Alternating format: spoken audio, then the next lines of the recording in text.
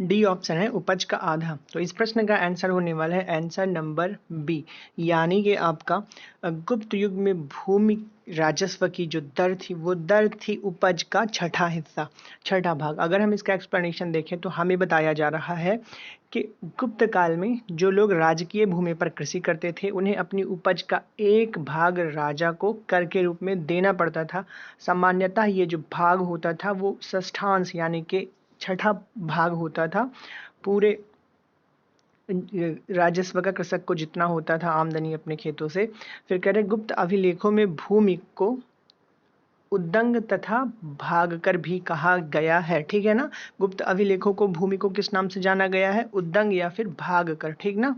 भूकर को क्षमा करिएगा, भूमि कर जो है उसको उद्दंग या फिर भागकर कहा गया है। अगला प्रश्न हम देखें तो इस प्रश्न में है कि भूशास्त्रों में प्रश्न है, भूशास्त्रों में धर्मशास्त्रों में भू राजस्व की दर क्या है। ऑप्शंस अगर देखें 1/3, 1/4, 1/6 या फिर 1/8। तो इस प्रश्न का जो आंसर होने वाला है वो आंसर नंबर आपका सी हो जाएगा, यानी कि धर्मशास्त्रों में जो भू राजस्व की दर है वो उपज का छठा भाग था या फिर 1/6 हिस्सा था।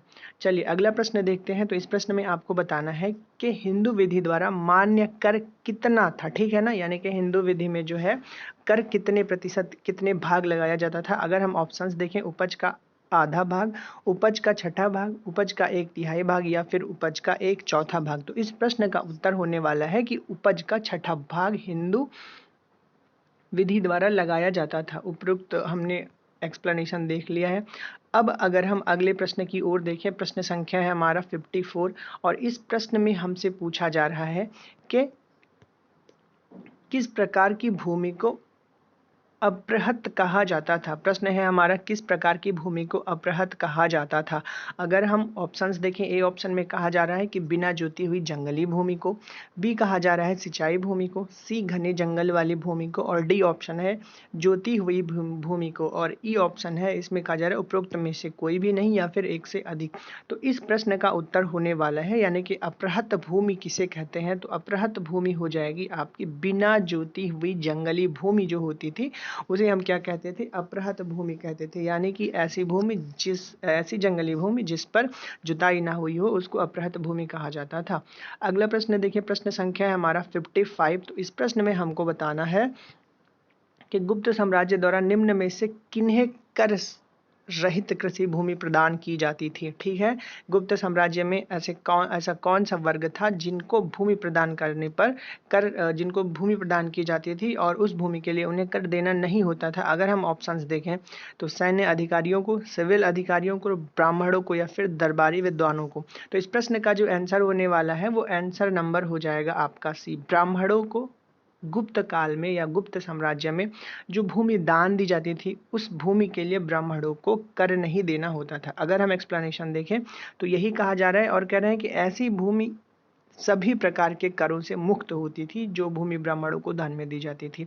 इनके ऊपर धारकों का पूर्ण स्वामित्व होता था। इस प्रकार भूमि दान का एकमात्र उद्देश्य धार्मिक एवं शैक्षणिक था, ठीक।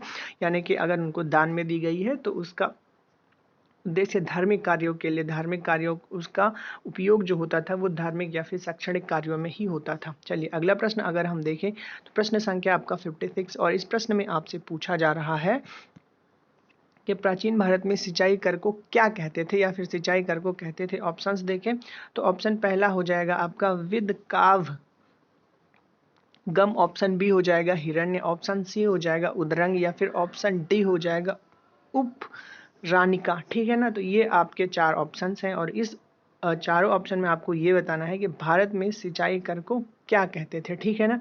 तब अगर इसका हम आंसर देखेंगे तो आंसर नंबर ए हो जाएगा, यानी कि बिदक भागम जो है वो भारत में सिंचाई कर को कहते हैं। तो इस प्रश्न का जो उत्तर होने वाला है वो उत्तर नंबर ए हो गया। अगर हम इसका एक्सप्लेनेशन देखें तो हमसे कहा जा रहा है कि भारत में सिंचाई कर को बिदक भागम, ठीक है ना, बिदक भागम अथवा उदक भाग कहा गया है। और हिरण्य मौर्य काल में लिया जाने वाला नगद कर था, ठीक। हिरण्य क्या था, मौर्य काल में लिया जाने वाला नगद कर था। गुप्त अभिलेखों में भूमि कर को उद्दांग कहा गया है, या फिर प्राचीन भारत की राजपूत युगीन संस्कृति में उल्लेख है कि उप रानिका भूमि पर अस्थायी तथा अस्थायी रूप से रहने वाले किसानों से लिया जाता था। ठीक है ना, उपरानिका भूमि पर अस्थायी तथा अस्थायी रूप से रहने वाले किसानों से लिया जाता था। अगला प्रश्न हम देखें। इस प्रश्न में हमसे पूछा जा रहा है कि तीसरी शताब्दी में वारंगल प्रसिद्ध था। प्रश्न है कि वारंगल तीसरी शताब्दी में क्यों प्रसिद्ध था। ऑप्शंस अगर देखें, ए ऑप्शन में कहा जा रहा है तांबे के बर्तन के लिए, ऑप्शन नंबर ए है तांबे के बर्तन के लिए। ऑप्शन बी अगर देखें तो ऑप्शन बी में कहा जा रहा है कि स्वर्ण आभूषणों के लिए। ऑप्शन सी कहा जा रहा है कि लोहे के यंत्रों या फिर उपकरणों के लिए, और ऑप्शन डी है हाथी दांत के काम हेतु। तो ये रहा आपका प्रश्न संख्या 57, और पूछा जा रहा है कि वारंगल किस वजह से प्रसिद्ध था। इस प्रश्न का उत्तर अगर हम देखें तो उत्तर नंबर सी हो जाएगा, यानी कि वारंगल जो था वो लोहे के यंत्र अथवा उपकरणों के लिए प्रसिद्ध था। चलिए इसका एक्सप्लेनेशन देखिए, तो वही कहा जा रहा है कि वारंगल तीसरी शताब्दी ईसा पूर्व में अपने उपकरण या फिर यंत्रों के लिए काफी प्रसिद्ध था। अगला प्रश्न हम देखें। प्रश्न है तोरमाड़ किस जातीय दल का था। ठीक है ना, प्रश्न है हमारा तोरमाड़ किस जातीय दल का है। अगर ऑप्शन देखें तो कहा जा रहा है कि शीथियन, हूण, यूची या फिर शक। ठीक, तोरमाड़ किस जातीय दल का था, ऑप्शंस आपको दिए गए हैं। तो इस प्रश्न का जो सही उत्तर होने वाला है वो उत्तर नंबर बी हो जाएगा, यानी कि जो तोरमाड़ था वो हूण था। ठीक, तोरमाड़ जो था वो हूण था। अगर एक्सप्लेनेशन देखें तो हमसे बताया जा रहा है कि तोरमाड़ भारत पर दूसरे हूण आक्रमण का नेता था। ठीक है ना, तोरमाड़ कौन था, भारत पर जो दूसरा आक्रमण हुआ था उस दूसरे आक्रमण का नेता था। और कह रहे मध्य भारत में एरण नामक स्थान से वाराह की प्रतिमा पर खुदा हुआ उसका लेख मिला है, जिससे पता चलता है कि धन्य विष्णु उसके शासनकाल में प्रथम वर्ष में उसका सामंत था। ठीक, धन्य विष्णु कौन था, धन्य विष्णु वाराह का उसके शासनकाल में उसका सामंत हुआ था। चलिए अगला प्रश्न अगर हम देखें तो इस प्रश्न में आपको बताना है निम्नलिखित में से किसने हूण शासक मिहिर कुल को पराजित किया था। प्रश्न है कि किसने हूण शासक मिहिर कुल को पराजित किया था। ऑप्शन है आपका बुद्धगुप्त, बी में है यशोवर्धन, सी ऑप्शन है यशोधर्मन, बी ऑप्शन है, और सी ऑप्शन शशांक, एवं डी में है आपका प्रभाकर वर्मन। प्रश्न में पूछा गया कि किसने हूण शासक मिहिर कुल को पराजित किया। तो इस प्रश्न का अगर हम एक्सप्लेनेशन देखें तो इसमें हो जाएगा कि यशोधर्मन जो था उसने हूण शासक मिहिर कुल को किया था पराजित। अब इस प्रश्न का अगर हम उत्तर देखें, इस प्रश्न का एक्सप्लेनेशन देखें तो हमें कहा जा रहा है कि चीनी यात्री ह्वेनसांग तथा मंदसौर लेख के साक्ष्य से ज्ञात होता है कि सर्वप्रथम गुप्त नरेश बालादित्य तत्पश्चात मालवा नरेश यशोधर्मन द्वारा मिहिर कुल को बुरी तरह पराजित किया गया था। ठीक है ना, ह्वेनसांग तथा मंदसौर लेख से हमें साक्ष्य मिला है कि पहले जो सर्वप्रथम गुप्त नरेश बालादित्य और उसके बाद मालवा नरेश यशोधर्मन द्वारा मिहिर कुल को बुरी तरह पराजित किया गया। ठीक, यानी कि मिहिर कुल को दो लोगों ने पराजित किया। सबसे पहले किसने, गुप्त नरेश बालादित्य ने, और इनके बाद मालवा नरेश यशोधर्मन ने मिहिर कुल को बुरी तरह से पराजित किया था। अगला प्रश्न है हमारा। इस प्रश्न में पूछा जा रहा है हमसे कि चीनी तीर्थयात्री जिसने छठी शताब्दी में भारत दर्शन किया था। ऑप्शंस हैं आपके, ए में कहा जा रहा है युवान च्वांग, बी में है फहियान, सी है सुंग यून, और तीसरा है आइजिंग। प्रश्न में यही पूछा जा रहा है कि छठी शताब्दी में किस चीनी यात्री ने भारत दर्शन किया था। तो इस वक्त प्रश्न का उत्तर होने वाला है सुंग यून ने छठी शताब्दी में भारत दर्शन किया था। अगर हम एक्सप्लेनेशन देखें तो यही कहा जा रहा है कि सुंग यून जो था वो 518 ईस्वी में भारत आया और उसने अपने 3 वर्ष की यात्रा में बौद्ध धर्म की प्रतियां एकत्रित की और उनके बारे में जानना समझा। अगला प्रश्न है हमारा 61। इस प्रश्न में हमसे पूछा जा रहा है कि चीनी यात्री सुंग यून ने भारत की यात्रा की थी। ठीक ना, चीनी यात्री सुंग यून ने भारत की यात्रा की थी। अगर ऑप्शंस देखें, ए ऑप्शन में कहा जा रहा है कि 515 ईस्वी से 520 ईस्वी तक, बी ऑप्शन में कहा जा रहा है 525 ईस्वी से 529 ईस्वी तक, एवं सी ऑप्शंस में कहा जा रहा है 545 ईस्वी से 552, डी ऑप्शन है 592 से 597, एवं ई ऑप्शन है आपका उपयुक्त में से कोई नहीं या फिर एक से अधिक आंसर आपके होने वाले हैं। तो सुंगयुन भारत की यात्रा कब की थी? हमने अभी ऊपर देखा कि सुंगयुन जो था हमारा 518 ईस्वी में भारत में आया था।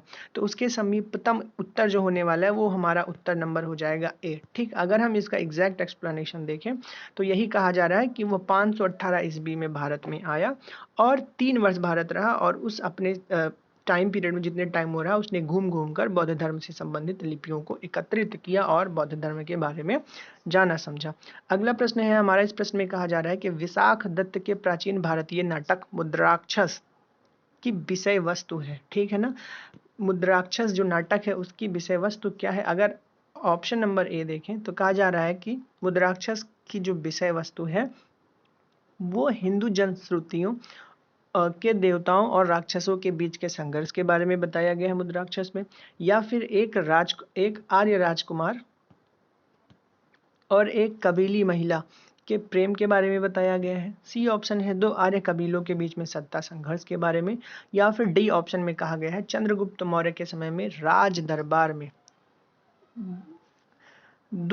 दुर्लभ संधियों के बारे में। ठीक है ना, यानी कि चंद्रगुप्त के समय में जो दुर्लभ संधियां थी यानी कि दुर्लभ संधियां थी उनके बारे में विशाख दत्त के प्राचीन भारतीय नाटक मुद्राक्षस में वर्णन किया गया है। तो यही कहा गया है कि विशाख दत्त का जो प्राचीन नाटक है मुद्राक्षस उसमें किस बारे में चर्चाएं करी गई हैं। तो ये प्रश्न है आपका IAS प्रीलिम्स 2002 का। तो इस प्रश्न का जो उत्तर होने वाला है वो उत्तर नंबर हो जाएगा डी, यानी कि मुद्राक्षस में चंद्रगुप्त मौर्य के समय में उसके राज दरबार की जो दुरभि संधियां थी उनके बारे में करा गया है उल्लेख। कौन से नाटक में? मुद्राक्षस में। मुद्राक्षस रचना किसकी है? तो वो है विशाख दत्त की मुद्राक्षस। अगर हम एक्सप्लेनेशन देखें तो कह रहे हैं कि डॉक्टर KP जायसवाल ने विशाख दत्त को चंद्रगुप्त मौर्य के समकालीन बताया। ठीक है ना, किसको बताया है? विशाख दत्त को, जिसने मुद्राक्षस की रचना करी है। और कह रहे हैं मुद्राक्षस से चंद्रगुप्त मौर्य के कृत्यों पर प्रकाश पड़ता है। ठीक है ना, किसके बारे में मुद्राक्षस में पता चलता है? चंद्रगुप्त मौर्य के बारे में। और इसने चंद्रगुप्त मौर्य के समय में राज दरबार के दुरभिसंधियों का वर्णन किया है। चलिए अगला प्रश्न हम देखते हैं, प्रश्न संख्या है 63 और इस प्रश्न में आपको बताना है कि निम्नलिखित कथनों को ध्यान पूर्वक पढ़िए और बताइए कि गुप्त सम्राट स्वयं के लिए दैवीय अधिकारों का दावा करते हैं। कथन नंबर 1। कथन नंबर 2 है कि उनका प्रशासन नितांत केंद्रीकृत था। कथन नंबर 3 है इन्होंने भूमिदान की परंपरा को विस्तारित किया। तो ये आपके 3 प्रमुख कथन हो गए हैं और इनमें आपको सही कथनों, सही कूट के आधार पर उत्तर देना है। प्रश्न फिर से हम कथन देख लेंगे। पहले में कहा जा रहा है कि गुप्त सम्राट स्वयं के लिए दैवीय अधिकारों का दावा करते हैं। दूसरा है उनका प्रशासन नितांत केंद्रीकृत था, उन्होंने भूमिदान की परंपरा को विस्तारित किया। तो इस प्रश्न का जो उत्तर होने वाला है वो उत्तर नंबर सी हो जाएगा, यानी कि कथन 1 एवं 3 जो है वो सही है, जबकि दूसरा कथन जो है वो दूसरा कथन आपका हो जाएगा गलत। दूसरा कौन सा कथन हो रहा है जिसमें कहा गया है कि उनका प्रशासन नितांत केंद्रीकृत था? उनका प्रशासन केंद्रीकृत नहीं था, बल्कि पहला और तीसरा कथन पूर्णतः सत्य है। पहले कथन में कहा गया कि स्वयं के लिए दैवीय अधिकारों का दावा करते थे, तो ये कथन पूर्णतः सत्य है। और उन्होंने भूमिदान की परंपरा को आगे बढ़ाया, ये भी सही है। एक्सप्लेनेशन अगर हम देखें तो यही कहा जा रहा है कि केंद्रीकृत उनका शासन नहीं था, बल्कि उनका शासन राजतंत्रात्मक थी। मौर्य शासकों के विपरीत गुप्त वंशी शासक अपनी, ठीक है, दैवी उत्पत्ति में विश्वास करते थे। गुप्त शासकों ने भूमिदान की परंपरा को विस्तारित किया, हमने आगे देखा प्रश्न में ही। गुप्त शासन का स्वरूप जो था केंद्रीकृत न होकर संघात्मक था। ठीक है ना, दूसरा कथन जो हमारा गलत हुआ वो इस वजह से गलत हो गया कि गुप्त प्रशासन जो था वो केंद्रीकृत न होकर संघात्मक था, यानी कि छोटे छोटे स्टेट को कलेक्ट करके एक प्रॉपर ओपिनियन बनता था। फिर कह रहे हैं कि गुप्त राजा अनेक छोटे छोटे राजाओं का राजा होता था। सामंत तथा प्रांतीय शासक अपने अपने क्षेत्रों में नितांत स्वतंत्रता का अनुभव करते थे। और इस प्रकार कथन 1 और 2 सही है, बल्कि कथन नंबर दूसरा जो है हमारा वो गलत हो जाएगा। प्रश्न देखें हम, अगला ये है, इस प्रश्न में हमसे पूछा जा रहा है कि कहा जाता है कि शतरंज का खेल उद्भूत हुआ था। ठीक है ना, यानी कि शतरंज का खेल जो है वो कहाँ से ओरिजिनेट हुआ था। अगर हम ऑप्शंस देखें, ए ऑप्शन में कहा जा रहा है चीन से, बी में कहा जा रहा है ईरान से, सी में कहा जा रहा है इंडोनेशिया एवं डी ऑप्शन में कहा जा रहा है भारत से। तो शतरंज के खेल का जो ओरिजिनेटर देश है वो है आपका भारत। ठीक, अब अगर एक्सप्लेनेशन देखें तो बताया जा रहा है हमें व्याख्या में कि शतरंज खेल जो है वो भारत में गुप्त काल के दौरान ही उद्भूत हुआ, यानी कि ओरिजिनेट हुआ। और फिर कहा जा रहा है जहां इसे चतुरंग के नाम से जाना जाता था, और भारत में यह ईरान, भारत से यह ईरान और तत्पश्चात यूरोप में पहुंचा। ठीक, यानी कि शतरंज को सबसे पहले किस देश ने खेला या फिर किस देश ने बनाया, तो वह हमारा प्यारा भारत। और इसके बाद से ये गया ईरान, और ईरान के बाद से चला गया यूरोप, और यूरोप के बाद से तो आप जानते ही हैं पूरी दुनिया में वो तैरने लग गया। चलिए अगला प्रश्न अगर हम देखें तो प्रश्न संख्या है हमारी 65, और इस प्रश्न में आपसे पूछा जा रहा है कि शूद्रक द्वारा लिखी हुई प्राचीन भारतीय पुस्तक मृच्छकटिकम का विषय था। ठीक है ना, शूद्रक की रचना है मृच्छकटिकम, और उसका विषय आपसे पूछा जा रहा है। ऑप्शन नंबर ए में है कि एक धनी व्यापारी और एक गणिका की पुत्री की प्रेम गाथा है मृच्छकटिकम में। बी ऑप्शन में कहा जा रहा है चंद्रगुप्त द्वितीय की पश्चिम भारत के शक क्षत्रपों पर विजय के बारे में विस्तार से बताया गया है मृच्छकटिकम में। या फिर हम ऑप्शन नंबर सी देखें, ऑप्शन नंबर सी में कहा गया है समुद्रगुप्त के सैन्य अभियानों तथा शौर्यपूर्ण कार्यों के बारे में। डी में कहा गया है राजवंश के एक राजा का कामरूप की कन्याकुमारी के साथ प्रेम गाथा का वर्णन किया गया मृच्छकटिकम में। तो ये प्रश्न पूछा गया है ISP 2003 में। तो इस प्रश्न का जो उत्तर होने वाला है वो उत्तर नंबर ए हो जाएगा कि शूद्रक की जो रचना थी मृच्छकटिकम, उसमें वर्णन किया गया है एक धनी व्यापारी एवं एक गणिका की पुत्री की प्रेम गाथा के बारे में। ठीक, अगर हम एक्सप्लेनेशन देखें तो यही कहा जा रहा है कि शूद्रकृत मृच्छकटिकम जो है वो रचना गुप्त शासन व्यवस्था एवं नगर जीवन के बारे में रोचक सामग्री प्रस्तुत करती है, और इसमें तत्कालिक समाज में होने वाले परिवर्तनों में प्रकाश पड़ता है। इससे यह भी पता चलता है कि उज्जैनी में कुछ शूद्र अधिकारी थे, अब उन्हें महाकाव्य एवं पुराणों में श्रवण का अधिकार भी मिल गया था, श्रवण का अधिकार मिल गया था। ठीक है ना, शूद्र अधिकारी थे और उन्हें महाकाव्य एवं पुराणों को सुनने का भी अधिकार मिल गया था। वस्तुतः इस ग्रंथ में चारुदत्त नामक ब्राह्मण सार्थवाह एवं एक गणिका की पुत्री वसंत सेना की प्रेम गाथा को शब्दों का रूप दिया गया है। ठीक, अब अगर हम अगला प्रश्न देखें तो इसमें हमसे कहा जा रहा है कि प्राचीन सांख्य दर्शन में किसका महत्वपूर्ण योगदान है। सांख्य दर्शन में किसका महत्वपूर्ण योगदान है? अगर हम ऑप्शंस देखें तो ऑप्शन नंबर ए में कहा जा रहा है कि कपिल का, बी में कहा जा रहा है गौतम का, सी में नागार्जुन का एवं डी में कहा जा रहा है कि चारवाक का। तो इस प्रश्न का जो उत्तर होने वाला है कि सांख्य दर्शन में जो योगदान है किसका है? कपिल का है। ठीक, अब इसका हम व्याख्या अगर देखें तो कहा जा रहा है कि सांख्य दर्शन भारतीय दर्शन के प्राचीनतम संप्रदायों में परिगणित है। ठीक है ना, किसमें? भारतीय दर्शन के प्राचीनतम संप्रदायों में परिगणित है, गणित है, यानी कि इसकी गिनती महान ग्रंथों में करी जाती है, भारतीय महान ग्रंथों में। फिर कह रहे हैं कि महर्षि कपिल को सांख्य दर्शन का प्रतिष्ठापक आचार्य माना जाता है। कहा जाता है कि इन्होंने संख्या सूत्र एवं तत्व समास सूत्र नामक ग्रंथों की रचना करी थी। ठीक है ना, इन्होंने कौन कौन से ग्रंथों की रचना करी? संख्या सूत्र एवं तत्व समास सूत्र नामक ग्रंथों की रचना करी इन्होंने। अगला प्रश्न है हमारा कपिल मुनि द्वारा प्रतिपादित दार्शनिक प्रणाली है। ऑप्शन के प्रश्न है हमारा कि कपिल मुनि द्वारा प्रतिपादित दार्शनिक प्रणाली है। अगर हम इसके ऑप्शंस देखें, ए में कहा जा रहा है कि पूर्व मीमांसा, बी है सांख्य दर्शन, सी है न्याय दर्शन एवं डी है उत्तर मीमांसा। इस प्रश्न का जो उत्तर होने वाला है वो उत्तर नंबर बी हो जाएगा, यानी कि कपिल मुनि द्वारा जो प्रतिपादित दार्शनिक प्रणाली है वो है सांख्य दर्शन। अगला प्रश्न हम देखें, इस प्रश्न में कहा गया है कि सांख्य दर्शन प्रतिपादित किया था। ठीक, ऑप्शंस हैं आपके गौतम द्वारा, जैमिनी द्वारा, कपिल द्वारा या फिर पतंजलि द्वारा। तो सांख्य दर्शन प्रतिपादित किया था? कपिल मुनि द्वारा। ठीक, तो ये आंसर हो जाएगा हमारा सी। अगला प्रश्न हम देखें तो इस प्रश्न में हमसे पूछा जा रहा है कि भारत में दार्शनिक विचार के इतिहास के संबंध में सांख्य संप्रदाय से संबंधित निम्नलिखित कथनों पर करिए विचार। कथन क्या है? कथन नंबर 1 में आपसे कहा जा रहा है कि सांख्य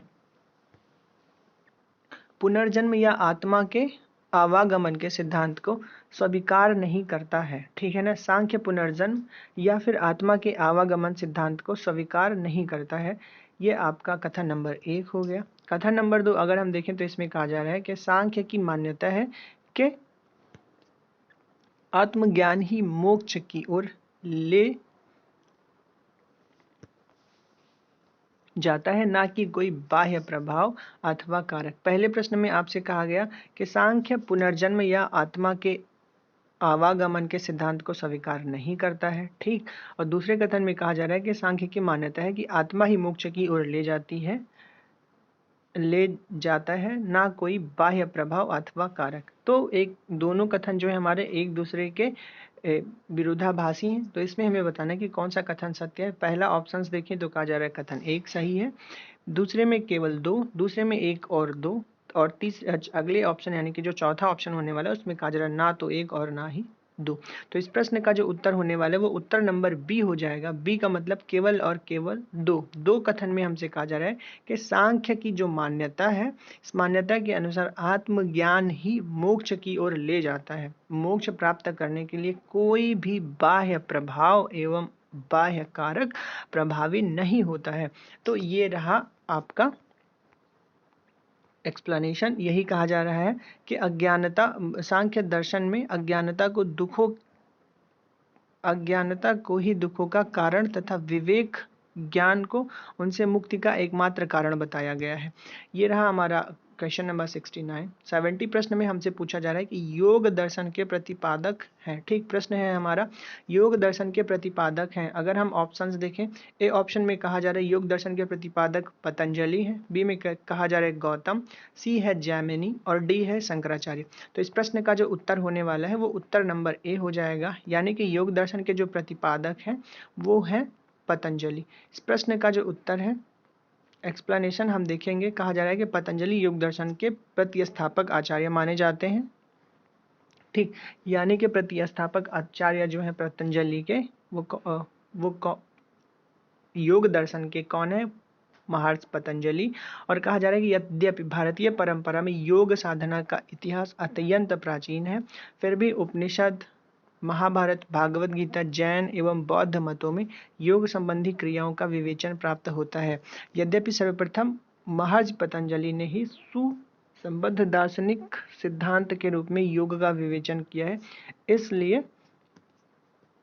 पतंजलि दर्शन भी कहा जाता है, इसलिए इसे पतंजलि दर्शन भी कहा जाता है। चलिए अगला प्रश्न अगर हम देखें तो इस प्रश्न में हमसे पूछा जा रहा है कि योग के आविष्कारक थे। ठीक, प्रश्न है योग के आविष्कारक कौन थे? तो इस प्रश्न का जो उत्तर होने वाला है कि योग के आविष्कारक हो जाएंगे पतंजलि। चलिए ऊपर हमने एक्सप्लेनेशन देख लिया था। अगला प्रश्न हम देखें तो इसमें हमसे पूछा जा रहा है कि निम्नलिखित में से कौन सा एक अष्टांग योग का अंश नहीं है। प्रश्न है कि कौन सा अष्टांग योग का अंश नहीं है। ऑप्शन है आपका अनुस्मृति, बी है प्रत्याहार, सी है ध्यान एवं डी है धारणा। तो इस प्रश्न का जो उत्तर होने वाला है वो उत्तर नंबर ए हो जाएगा, यानी कि अष्टांग योग का जो अंश नहीं है वो अनुस्मृति नहीं है, बाकी प्रत्याहार, ध्यान, धारणा ये सारे आपके अंश हो जाएंगे आपके अष्टांग योग के। अगर अष्टांग योग के हम सारे कारकों को देखें तो इसमें यही बताया जा रहा है कि आपका यम नियम आसन, ठीक है ना, 3 हो गए, प्राणायाम, प्रत्याहार, ध्यान और धारणा, ठीक है ना, ये समाधि है जिसमें